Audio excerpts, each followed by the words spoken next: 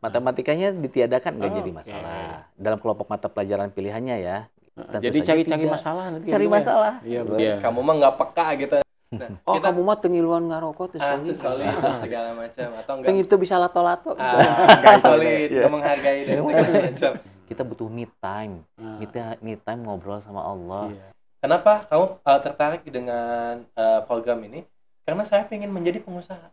Oke. Saya pengen jadi bisnismen. Kenapa kamu pengen jadi bisnismen? Saya pengen mengambil peran dalam kebermanfaatan umat.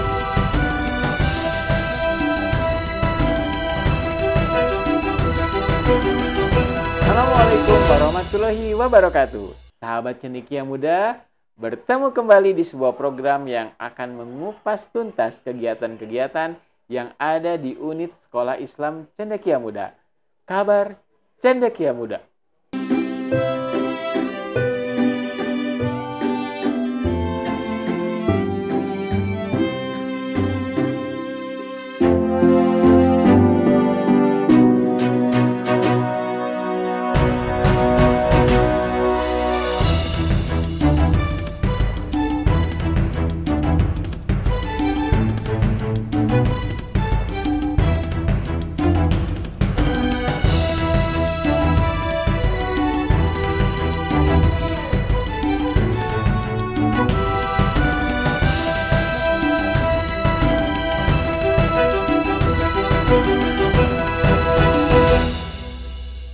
Alhamdulillah di hari yang cerah ini kita kedatangan tamu yang spesial. Beliau berdua adalah Bapak Yudi Karviandi sebagai Kepala Sekolah SMA Cendekia Muda. Apa kabar Pak Yudi? Alhamdulillah baik-baik saja. Assalamualaikum. Waalaikumsalam warahmatullahi wabarakatuh. Dan tentunya sang partner Wakil Kepala Sekolah SMA Cendekia Muda Bapak Hilal Ladiar. Assalamualaikum Pak Hilal. Waalaikumsalam warahmatullahi wabarakatuh. Bagaimana kabarnya nih? Alhamdulillah baik-baik saja, luar biasa. So, luar Masya Allah. biasa di Luar setiap biasa pagi ya, hari ini Masya Allah. Nah, sahabat cendekia muda kali ini tentunya karena tamunya dari SMA, kita akan mencoba membahas sih cerita-cerita yang ada di SMA Islam Cendekia Muda. Nah, ke Pak Yudi dulu nih, Pak Yudi. Pak Yudi kira-kira nih keunikan apa sih yang beda antara SMA Islam Cendekia Muda dengan SMA Islam yang lainnya begitu. Ya, mengenai keunikan ini adalah sesuatu yang menjadi hal yang penting ya bagi sebuah sekolah. Dan SMA Islam Cendekia Muda ini memiliki beberapa keunikan. Tapi satu hal yang paling penting saat ini adalah mengenai kurikulumnya yang kita menggunakan kurikulum Merdeka. Iya. Sebenarnya kurikulum Merdeka ini tidak jauh berbeda ya dengan kurikulum sebelumnya yang kita gunakan juga. Iya. Walaupun di kurikulum 2013 sebelumnya itu juga sesuatu unik ada di dalamnya, tetapi dengan situasi yang terus berubah, kurikulum Merdeka ini telah memberikan sebuah kesempatan yang lebih berarti lagi, lebih bermanfaat lagi buat anak-anak kita. Dan kurikulum Merdeka ini adalah sebuah kurikulum yang cukup efektif tentunya buat anak-anak. Kalau dilihat dari perbedaannya, jelas sangat menguntungkan sekali lah buat anak-anak terutama. Apa keuntungannya? Yang pertama, dengan kurikulum Merdeka ini, anak-anak bisa memilih mata pelajaran sesuai dengan passionnya. Oke. Beda kan sama 2013, kurikulum 2013 itu anak-anak belajar berdasarkan dari jurusannya, ada IPA dan IPS. Kalau IPA, ketika anak sudah memilih IPA, mau tidak mau, si anak harus memilih mata pelajaran yang ada di dalamnya. Betul. Yang belum tentu setiap anak itu mau. Mungkin mau fisikanya saja, biologinya enggak. Mungkin mau matematikanya, fisikanya tidak suka. Tetapi ketika dia memilih IPA, dia mau tidak mau harus memilih sepaket gitu ya. Sepaket, betul. Begitu juga dengan IPS. Sementara di kurikulum Merdeka, anak-anak bisa memilih secara terpisah setiap mata pelajaran yang mereka suka. Bisa dalam satu kelompok mata pelajaran, anak-anak memilih pelajaran-pelajaran yang mereka suka saja. Kalau dia sukanya biologi, kimia, lalu sosiologi dan geografi, itu bisa dilakukan. Matematikanya ditiadakan nggak jadi masalah. Dalam kelompok mata pelajaran pilihannya ya. Gitu. Tetapi yang jelas dalam proses ke situ ada tahapan-tahapan. Sehingga anak-anak betul ada tahapan-tahapan menuju ke arah situ. Anak-anak kemudian bisa mempertimbangkannya, kemudian membuat keputusan. Nah, arahan-arahan inilah yang kemudian nanti itu akan membuat anak-anak membuat keputusan yang tepat. Cocok gitu. nih. Sekarang ke Pak Hilal nih. Pak Hilal ini kan juga memegang bagian kesiswaan gitu ya. Betul, Pak Yogi. Gini Pak Hilal, kan tadi Pak Yudi mengatakan bahwa dalam pengambilan di implementasi kurikulum merdeka di Sekolah Islam Cendekia Muda begitu kan ya, anak-anak itu ujungnya sih memang dia akan membuat keputusan. Betul. Tapi tentunya keputusan ini ada yang melatar belakanginya, di belakangnya kan ya. Betul. Nah, kira-kira nih Pak Hilal, sebelum si anak tersebut menentukan nih, saya ingin memilih pelajarannya bahasa Indonesia, biologi, kemudian matematika, sama ekonomi misalnya, atau pelajaran tersebut. Nah, apa sih yang dilakukan, program yang dilakukan oleh sekolah di kesiswaan terutama, yang bisa membantu anak-anak yang masuk ke SMA Islam Cendekia Muda, dia membuat keputusan yang tepat sesuai dengan anak itu masing-masing begitu. Oke. Pertama memang sebelum masuk ke SMA Islam Cendekia Muda, kita biasa adakan placement test. Oke. Di kelas 10 ini ya? Bahkan dari kelas 9 menuju kelas 10. Oh gitu. Sebelum masuk biasanya kita adakan placement test. Nah, dari placement test ini ada beberapa karakteristik siswa. Ada yang siswa sudah punya tujuan, sehingga dia bisa lebih menentukan arah yang akan dia tuju gitu. Oke. Ada juga siswa yang masih belum punya tujuan, artinya masih ngeblank. Tujuan ini maksudnya jurusan kuliah gitu ya? Betul, Oke, jurusan siap. kuliah. Artinya dalam pengambilan keputusan kan? Iya. Pengambilan keputusan. Nah, program apa yang kita rancang untuk menuju siswa menuju ke arah tujuan itu? Pertama, di SMA Islam Cendekia Muda kita sering mengadakan kegiatan yang namanya Roadmap to University. Oke. Kalau hanya untuk tujuannya itu ke jurusan kuliah. Nah, Roadmap to University ini ada di setiap tahun. Kelas 10, kelas 11, kelas 12. Bagaimana anak mengkondisikan dirinya dan membuat map-nya sendiri. Dengan posisi anak di sini, saya posisinya misalkan di 1 atau di 2 atau di 3 atau di A, B, dan C gitu. Kemudian anak akan menarik garis ke arah goal, tujuan yang ingin dia capai. Gitu. Dan dia harus memposisikan ketika dia akan mengambil tujuan ini, ketika dia sudah mengambil keputusan ini, dia pasti bakal lebih tepat arah dan tujuannya. Apa yang harus saya lakukan? Apa yang harus saya tuju gitu dan segala macam. Nah, di samping itu kita memberikan beberapa pengalaman yang luar biasa kepada anak. Iya. Gitu, Pak. Dengan menyuguhkan beberapa permasalahan. Karena mau bagaimanapun gitu ya, pemuda dan pemudi SMA Islam Cendekia Muda ini visinya sangat besar gitu. Iya. Bagaimana mereka disiapkan, pemuda dan pemudi yang disiapkan untuk mengambil peran dalam kebermanfaatan umat. Mengambil peran dimanapun peran mereka harus mengambil kebermanfaatan umat ini. Apakah nanti mereka ada yang ingin menjadi dokter? Berarti mereka harus mempunyai bargaining position bahwa profesi dokter ini sebagai dakwah. Jadi ada alasan gitu ya ketika dia, saya pengen jadi dokter, saya pengen jadi tukang insinyur gitu ya, saya pengen jadi misalnya engineer. Itu tuh ada alasan di balik itu. Betul. Bukan hanya sekedar keinginan, passion, ikut-ikutan, tapi ada reason di belakang situ yang alasan utamanya adalah kebermanfaatan tadi. Kebermanfaatan umat, betul. Bahkan ketika di placement test ini untuk mendapatkan gambaran awal pernah saya menemukan salah satu siswa, kamu kenapa pingin masuk ke sini misalkan gitu ya.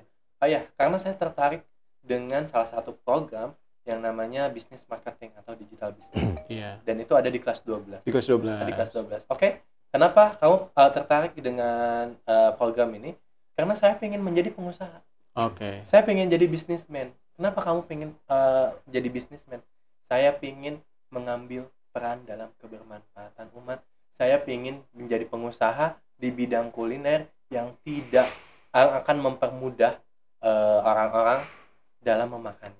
Dalam artian dia mengambil peran nih, ketika dia mengambil peran sebagai pengusaha di bidang kuliner yang tentunya makanannya halalan dan thayyiban. Betul. Itu yang tidak mudah ditemukan saat ini Pak Yogi. Bahkan itu sangat penting gitu karena bagaimana umat Islam harus dimudahkan dalam hal ini. Makanan halalan dan thayyiban. Itu hanya dalam satu bidang Pak Yogi.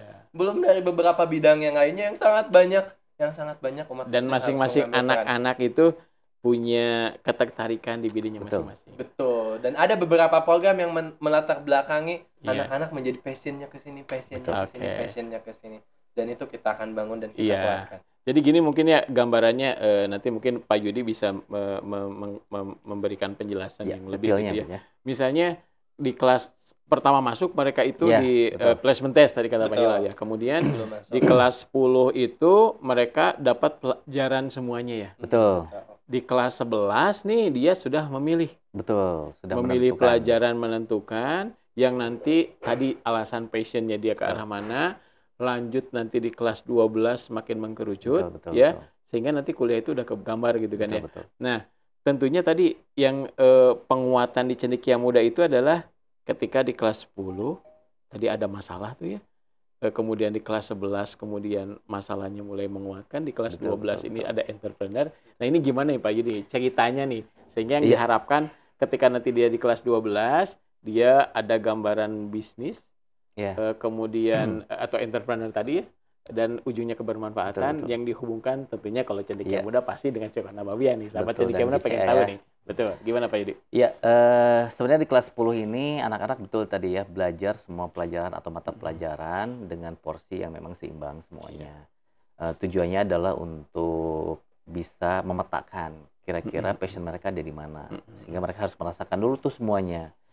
Tapi prinsipnya di awal kita sudah menjelaskan kepada mereka bahwa apapun pilihan mereka, mereka harus ingat bahwa pilihan itu harus memberikan manfaat yang terbesar. Mereka harus punya visi, bukan hanya ruang lingkup kecil, hanya dirinya sendiri atau keluarganya saja.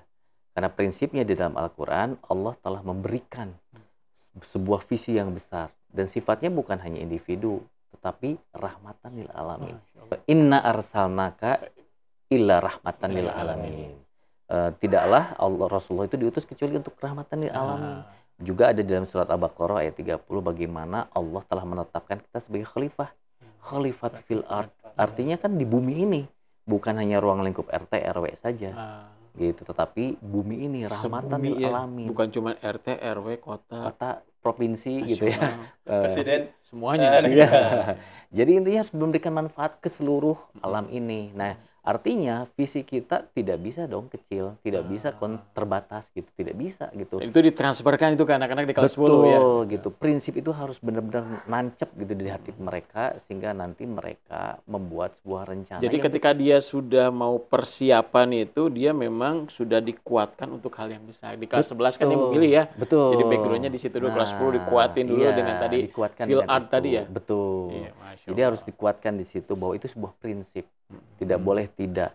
Dan yang paling penting lagi, ketika prinsip-prinsip itu nancap dan kemudian itu menjadi sebuah mindset dalam diri mereka, insya Allah itu akan mengundang pertolongan Allah di dalam mewujudkannya. Selain penguatan mindset nih Pak Yudi di kelas 10, ada nggak program sekolah yang justru memperlihatkan mereka bahwa oh iya ya ternyata memang saya memang harus jadi rahmatan lil alamin gitu kan ya? Ya, betul. Yang jelas penguatan-penguatan itu dilakukan tadi dengan berbagai masalah yang ada gitu ya. Di kelas 10 itu kan ada project ya. Nah, project ada itu. project di mana mereka harus pergi ke sebuah tempat yang sebelumnya kita kalau yang sudah-sudah kita datang ke sebuah tempat di desa gitu ya. Di sana di desa yang cukup ya sangat sederhana, mereka tinggal dengan warga masyarakat, mereka dihadapkan dengan situasi yang penuh dengan masalah. Mereka juga belajar mengidentifikasi masalah, mereka belajar untuk bisa memahami masalah, dan pada akhirnya juga mereka harus bisa menemukan masalahnya, menemukan solusi masalahnya. Jadi maksudnya ya. Founding problem dulu ya. Founding problemnya awareness terhadap dulu. lingkungan bahwa ada masalah. Iya. Sebelum solusi. Iya betul. Dari Jadi bukan masalah dia ya, masalah orang lain. Betul. Kan banyak kalau yang kelas 10 teh dia pengen apa? Pengen jadi insinyur biar saya bisa kerja, saya lagi. Betul. Pengen jadi dokter, kenapa? Biar duitnya gede, kurang nih. Betul. Gitu. Tapi kalau ini dari kelas 10 dikuatkan mentalnya, kemudian dia nyari masalah orang. Betul. Yang dia itu sebagai solutor gitu ya. Karena kebermanfaatan seseorang itu harus bisa dipastikan ketika dia tahu bahwa kemampuan dia itu dibutuhkan oleh masyarakat. Itu yang harus dipahami betul. Kalau dia melakukan sesuatu sementara masyarakat tidak butuh, apakah dia akan bermanfaat?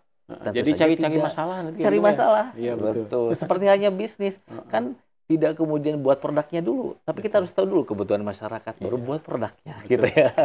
Ada yang bikin produknya dulu Pak, tapi gagal. Beda lagi kalau itu. Jadi ya itu, jadinya nggak tepat sasaran. Makanya kita coba hadirkan lagi bahwa awareness tadi yang terpenting gitu ya, bahwa para pemuda dan pemudi kita latih awareness-nya, kita latih kepekaannya gitu ya. Kan ini salah satu gaungan-gaungan kamu mah nggak peka gitu, ini peka terhadap satu masalah, bahwa di antara banyaknya permasalahan umat, mereka cari salah satu jadi permasalahan di situ ya, dan mereka menjadi solusinya, iya, menjadi solutornya. Jadi menarik ya, mereka itu kan baru kelas 9 nih, baru SMP nih. Kelas 10 Pak. Enggak, maksudnya baru dari kelas 9 SMP. Kalau mungkin kalau di sekolahnya sekolah yang negeri itu celananya masih pendek gitu kan ya? Iya. Masih biru ya. Masih biru, pas masuk ke SMA celananya udah panjang.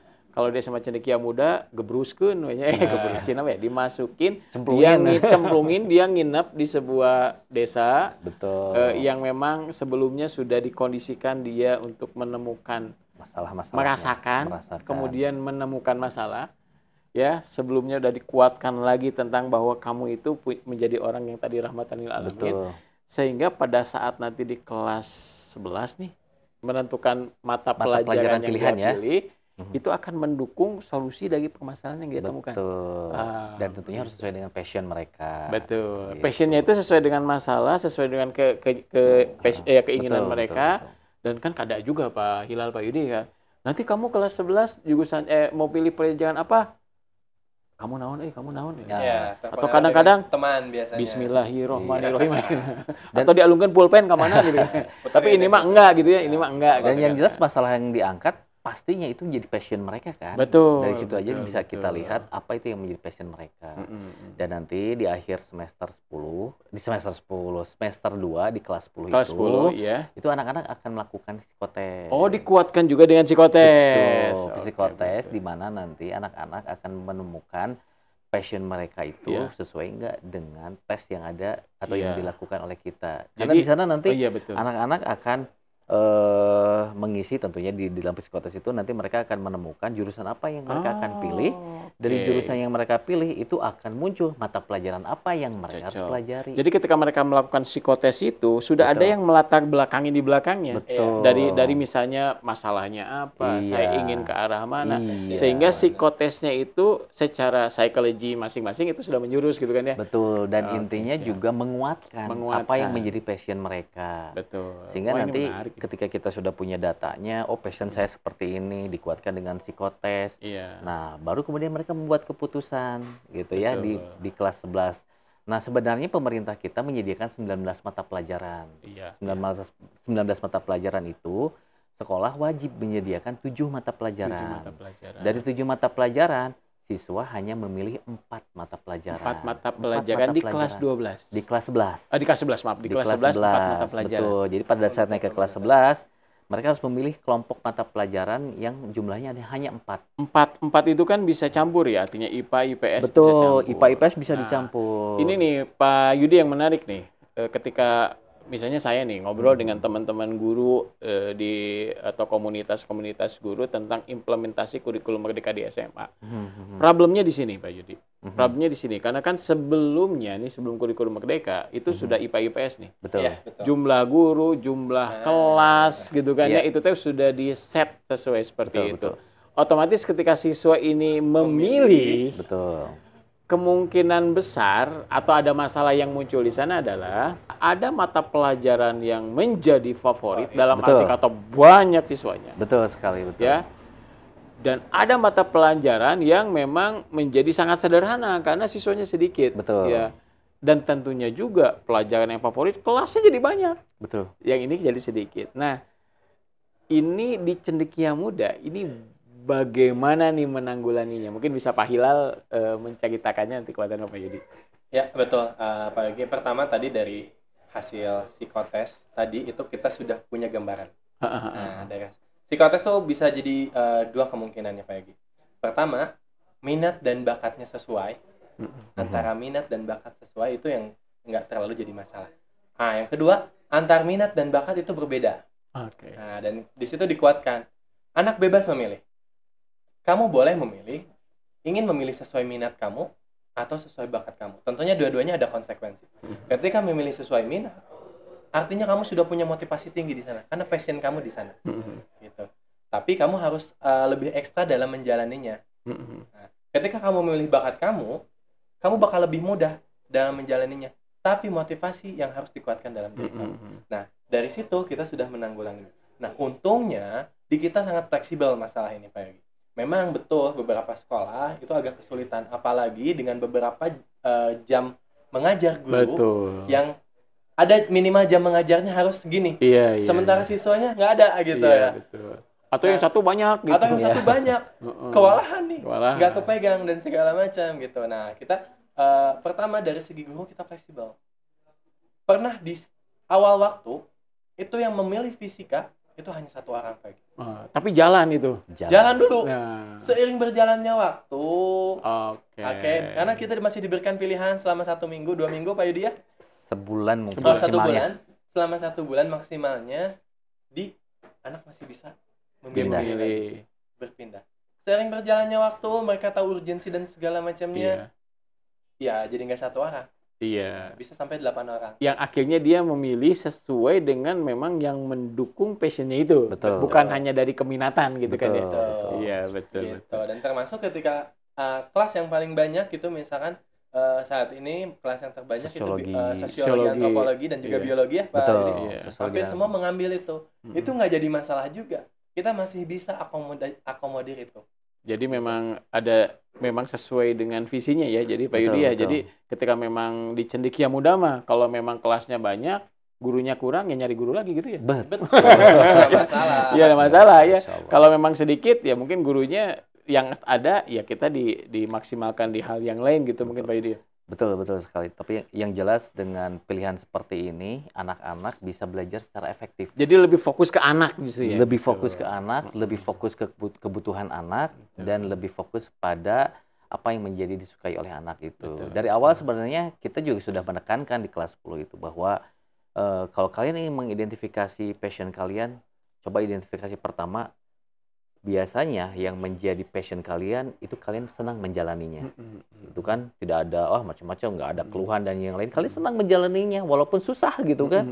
Yang kedua, kalaupun kalian belum bisa, ketika kalian melaksanakan atau belajar proses tersebut, kalian akan belajar dengan cepat. Iya, Itu ciri-ciri passion itu. Iya. Nah, coba kalian identifikasi itu semua, apakah itu seperti itu atau tidak. Kalau memang satu bidang yang kalian jalani yang seperti disebutkan tadi, maka itu adalah passion. Kalau Iya. tidak mengalami itu, berarti itu bukan passion kalian. Betul. Itu salah satunya. Dan memang betul tadi kata Pak Hilal bahwa di awal ketika mereka sudah memilih, mereka diberi kesempatan maksimal 1 bulan Iya. untuk bisa memastikan Betul. apakah mereka benar keputusannya. Jadi kadang-kadang mereka pindah Heeh. dari kelompok A ke B, dari B ke C, atau sebaliknya gitu kan, Iya, sampai iya. mereka menemukan ini kayaknya yang paling tepat buat saya. Tapi kita batasi sampai 1 bulan. Kenapa? Karena kalau terlalu lama, Betul. itu akan sangat menyulitkan bagi dia untuk selanjutnya. Betul. Karena akan ada materi yang tertinggal lebih Iya, banyak. betul. Jadi Itu 1 bulan masih ada bridge ya. gitu ya. Betul, 1 bulan itu masih trial and error-nya lah buat Ah, mereka ah, untuk ah, bisa ah. memastikan benar nggak nih pilihan kita. Iya. Tapi kita juga, ada juga loh ada yang anak yang di passionnya, dia di misalkan di A ya, kemudian psikotesnya ternyata di B. Ibunya, bapaknya pengen ke C. Waduh, gimana nih katanya gitu. Tapi akhirnya kita juga memberikan satu pengertian ya ke orang tuanya, kita Iya. kasih pengertian, ke Oke. anaknya juga kita kasih tahu, oke, kamu mau di B, tapi hasil psikotes di A. Heeh. Coba cek track record kamu, nilai-nilai kamu Oke. selama di kelas 10. Nilainya bagus enggak? Ternyata pilihan yang dia B itu banyak kan nilainya di bawah KKM misalkan. Oke. Maka itu akan jadi pertimbangan selanjutnya. Oh iya juga ya. Akhirnya si anak itu milih yang A Oke. berdasarkan psikotesnya gitu. Jadi memang dalam prosesnya pun sampai siswa itu bahkan orang tuanya dibantu betul dalam menentukan pilihannya yang nanti dihubungkan ke belakang dengan ke gambar prestasi dia seperti apa betul. dan ke depannya nanti kuliahnya gimana, Betul. gambarnya seperti apa. Betul, betul Masya sekali. Allah. Iya. Karena nanti pada saat memilih jurusan kuliah, ada 2 pelajaran atau 2 mata pelajaran pendukung ini yang harus memiliki nilai bagus. Iya, Di mana iya. 2 mata pelajaran ini mendukung ke jurusan yang mereka pilih di universitas. Oke. Gitu. Jadi yang dipilihnya sistemnya kayak gitu ya, 2 Betul. pelajaran yang memang seperti Betul, tadi. betul sekali. Nah, kalau ini Pak Yudi berbicara tentang hal ini nih ya, apakah memang balik lagi ke God Center Education dan Betul. Syiroh Nabawi ya, begitu kan ya? Betul.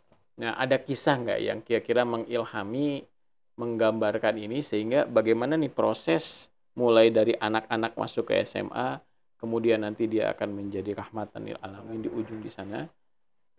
Apalagi fase umurnya itu di 16 tahun 16 tahun ya, 15, 16, 15, 17 ya. 17 ya. Nah, ini kisahnya gimana nih Pak Yudi? Betul. Jadi kalau kita melihat Rasulullah di fase itu ya, Iya. di usia 16, 17, 18, itu Nabi Muhammad banyak distimulasi. Banyak distimulasi, diturunkan, dicemplungkan, kalau tadi kata Iya, bilangnya iya. dicemplungkan pada situasi-situasi masalah-masalah masyarakat. Oke. Gitu. Dihadapkan dengan berbagai masalah, seolah-olah Nabi Muhammad disuruh melakukan simulasi. Menghadapi permasalahan-permasalahan yang nantinya masalah tersebut mungkin bisa lebih besar di masa yang akan datang. Gitu. Nah, dengan adanya proyek, tugas, kemudian pembebanan dengan tanggung jawab, lalu kemudian mereka juga belajar leadership-nya, lalu mereka juga belajar komunikasinya, lalu menguasai language ya, bahasa Iya. juga. Itu juga kemudian mereka dilatih untuk bisa menstimulasi semua potensi yang dimilikinya. Oke. Yang pasti kita sudah ingatkan kepada anak-anak bahwa suatu hari nanti di masa yang akan datang kalian akan menghadapi masalah yang lebih besar. Di sini anak-anak belajar menyelesaikan masalah. Kalau kita lihat Nabi Muhammad di usia 15 tahun ikut perang Fijar, ya kan? Kemudian dalam Hilful Fudul dia bergabung dengan orang-orang yang memiliki kehormatan yang tinggi. Dan kata Rasulullah itu adalah momen yang paling penting bagi dia. Kalau saja itu ada lagi katanya, ketika Nabi Muhammad sudah di Madinah, saya pasti akan ikut dengan situasi seperti itu. Artinya pada saat Nabi Muhammad di usia 15 tahun, 16 sampai 19 tahun itu, Nabi Muhammad didewasakan. Oke. Nah, ini yang paling penting. Saat ini banyak anak yang tidak dewasa sesuai umurnya. Seharusnya kan usia dan kedewasaan itu seimbang ya, selaras. Iya. Tapi usia kedewasaan atau kalendernya udah sampai, tapi kedewasaannya baru sampai di 20 tahun. Nah, ini sebenarnya masalah. Nah, mudah-mudahan Cendekia Muda, SMA Islam Cendekia Muda bisa mengantarkan anak-anak untuk bisa memiliki kedewasaan sesuai dengan usianya. Betul. Atau bisa dikatakan mungkin Pak Yudi ya, ini mah ada fitrah kedewasaan tuh di sini. Iya, betul. Dia sedang mencari masalah yang memang kalau Rasulullah di perang Fijar atau Hilful Fudul, masalahnya itu masalah umat untuk dia selesaikan. Betul. Dan terkadang juga mungkin ya ada di usia seperti ini itu ketika memang tidak diberikan ke masalah yang memang baik, dia cari-cari masalah. Ya, betul. Masalahnya muter-muter, putar-putar, kecewa sama polisi kan ya. Nah, gitu. ironis sekali kan ketika seorang anak atau seorang remaja yang diharapkan bisa menyelesaikan masalah malah jadi pembuat masalah di masa depan. Iya. Nah, itu yang tidak kita harapkan. Masya Makanya Allah. kemudian visi kita ke depan, anak-anak ini, remaja-remaja kita, pemuda-pemudi kita adalah pemuda-pemudi yang akan berperan menyelesaikan masalah-masalah Iya, itu. betul. Yang lebih jauhnya lagi membangun peradaban terbaik. Masya Allah. Nah, ini sekarang ke Pak Hilal nih. Kan kalau kita ngelihat ya, ketika tadi Pak Yudi mengatakan ada perang Fijar atau Hilful Fudul, Rasulullah diperlihatkan ada masalah, memang ini masalah dia membantu keluarganya di perang Fijar. Begitu kan ya. Di Hilful Fudul membantu masyarakat yang memang terzolimi. Begitu kan ya. Jadi lingkungan luarnya itu Allah kondisikan memang menguatkan diri Rasulullah. Begitu. Nah, ini untuk program kesiswaan di Cendekia Muda di Pak Hilal ya. Kita tahu justru di luarnya ini luar biasa gitu. Ajakan ke anak-anak untuk dia solidaritasnya itu bukan di solidaritas kebaikan, begitu kan ya. Nah, bagaimana nih, ada program nggak di Sekolah Islam Cendekia Muda di SMA nih yang bisa membuat si anak-anak ini atau si pemuda-pemudi inilah, kita nggak bilang anak-anak ya, pemuda-pemudi ini dia tadi konsisten dengan kebaikannya itu. Ya, betul Pak Yogi. Memang ini kita sering mendengar ya, wah solid nih gitu. Kadang kalau ada kata nggak bareng, wah kamu nggak solid nih dan segala macam. Nah, kamu mah tengiluan ngarokok tuh solid segala macam atau enggak itu bisa lato-lato nggak solid, nggak menghargai dan segala macam. Nah, kita harus kuatkan dulu pertama masalah solidaritas gitu. Di kita itu ada jam halaqah kayak gitu. Itu setiap hari? Setiap minggu. Jumat. Setiap pagi, seminggu sekali. Nah, 1 minggu sekali. Halaqah itu bersama teman-teman. Itu kemudian ada satu guru yang membimbing bagaimana membantu mereka membangun kesolidannya. Masya Allah. Kesolidan dalam hal apa? Tentunya dalam hal kebaikan. Watawassabil haqi watawassabil sabr gitu ya. Mereka saling mengingatkan dalam hal masalah kebaikan, yaitu kesolidan dalam hal kebaikan.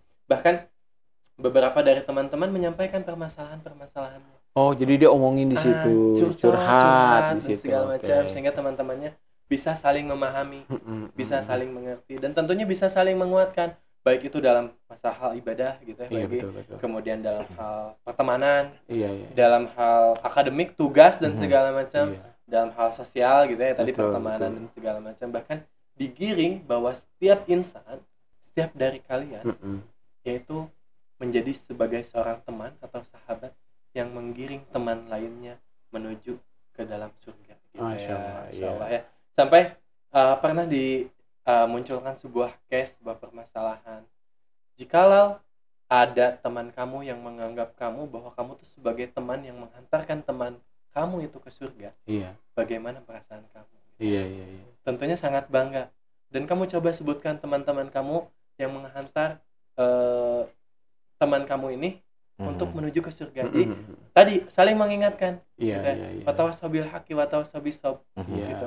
Itu solidaritas itu dalam hal kebaikan, gitu. Dan solidaritas di SMA Islam Cendekia Muda kita bangun, Iya. gitu ya, dari mulai kelas 10, 11, kelas 12 Iya. dengan berbagai kegiatan. Iya. Karena ada beberapa kegiatan yang menginap juga, bahkan banyak Oh. kegiatan menginap gitu. Bahkan ada kegiatan yang berkelompok, dan kelompoknya itu enggak itu aja Pak Yogi. Iya. Kita coba switching, kita coba tingkat level yang berbeda, 10, 11 dan 12. Tentunya ikhwan dengan ikhwan, akhwat Iya, dengan akhwat iya. gitu ya. Enggak crossbar Betul, gitu ya. betul. Karena itu sesuatu yang sangat konsisten kita tidak lakukan itu gitu Pak Yogi. Dan tentunya juga mungkin Pak Hilal ya, selain memang tadi kegiatan-kegiatan darat, kegiatan darat ya, diskusi gitu, yang kegiatan yang langitnya juga itu banyak ya, kayak misalnya dikuatkan juga tadi ya kebermanfaatan itu dengan ada pembelajaran yang memang masuk ke kurikulum, hafalan Quran, tahsin, tahfiz. Nah ini gambarannya gimana tuh Pak Yudi? Program apakah dari mutabaahnya, kemudian pelajaran-pelajaran yang sifatnya kekhasan SMA gitu. Betul.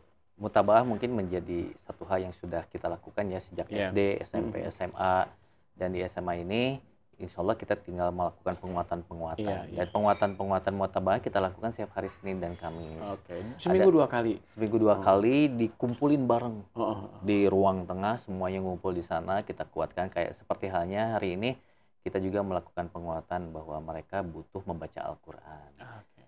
Kita kasih tahu tentang manfaatnya, keutamaannya apa, bahwa membaca Al-Quran itu bagian dari interaksi kita dengan Allah.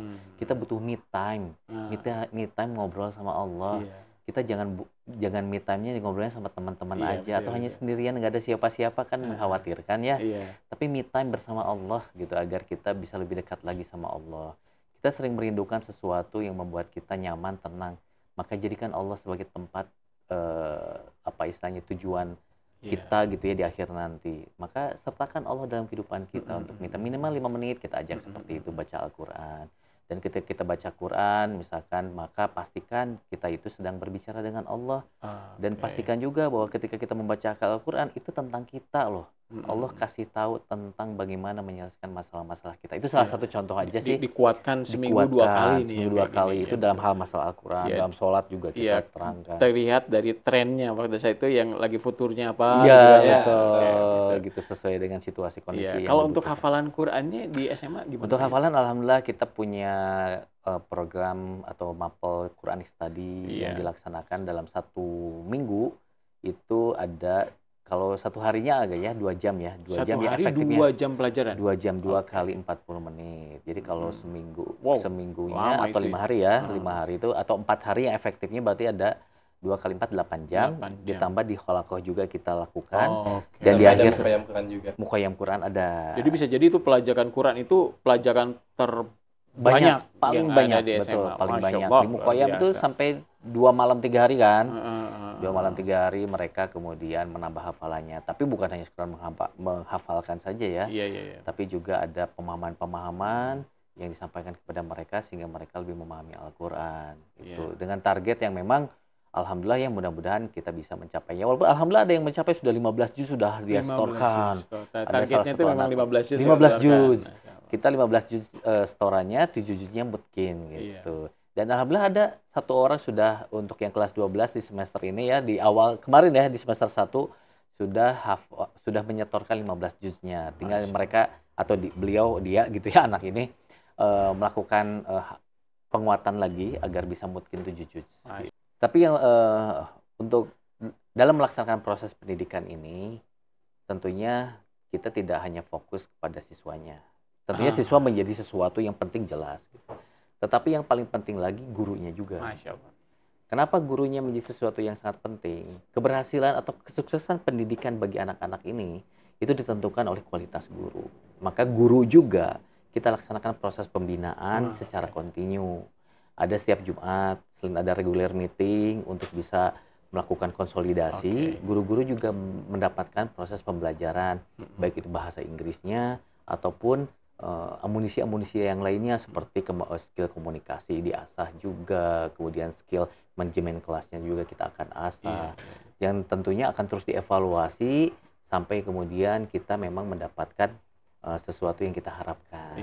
Ini yang harus kita pastikan bahwa ini dilakukan, sehingga nanti guru-guru tidak memiliki masalah untuk bisa membangun suasana pendidikan yang berkualitas gitu.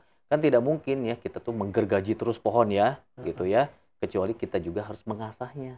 Bahkan mengasahnya harus lebih banyak, harus lebih lama sebelum menggergaji pohon tersebut. Luar biasa ya. Jadi memang yang diutamakan tadi kurikulumnya diutamakan, anak-anak yang dilihat, tapi sebetulnya basic di sana adalah guru-gurunya juga. Guru-guru anak-anaknya diminta ngaji, gurunya harus lebih ngajinya. Betul. Anak-anaknya mutabaanya di level titik A, guru-gurunya harus dijet. Iya, plus gitu kan. Iya, Masya Allah. Jadi dan guru-guru di SMA Cendekia Muda tadi ada program-program mereka upgrading bahasanya, upgrading sosialnya, individualnya, manajemen kelasnya. Dan itu dilaksanakan sepekan sekali untuk menguatkan itu ya. Iya, betul. Insya Allah. Masya Allah, luar biasa sekali pembicaraan kita hari ini dengan Pak Yudi Karviani dan Pak Hilal Ladiar dari SMA Cendekia Muda. Doakan kami, sahabat-sahabat Cendekia Muda, bahwa dengan adanya mulai dari TK yang terakhir si bungsu ini SMA Cendekia Muda ada di unit Sekolah Islam Cendekia Muda, sebetulnya ini adalah tujuan akhirnya. Artinya seperti ini, target yang ditanamkan di SMA Cendekia Muda itu menjadi parameter buat yang bawahnya. Meskipun lahirnya paling bungsu, tapi dikuatkannya itu dari SMA. Seperti halnya Rasulullah sebagai Rasul terakhir, tapi itu semua menyempurnakan yang ada di Rasul-Rasul sebelumnya. Terima kasih sahabat Cendekia Muda telah mengikuti podcast kali ini. Semoga kesehatan, keberkahan, kebahagiaan selalu menyertai kita semuanya. Kita tutup dengan hamdalah, alhamdulillahirabbil alamin. Subhanakallahumma wabihamdika, asyhadu an la ilaha illa anta, astaghfiruka wa atubu ilaik. Assalamualaikum warahmatullahi wabarakatuh. Waalaikumsalam warahmatullahi wabarakatuh. Aduh, sukses.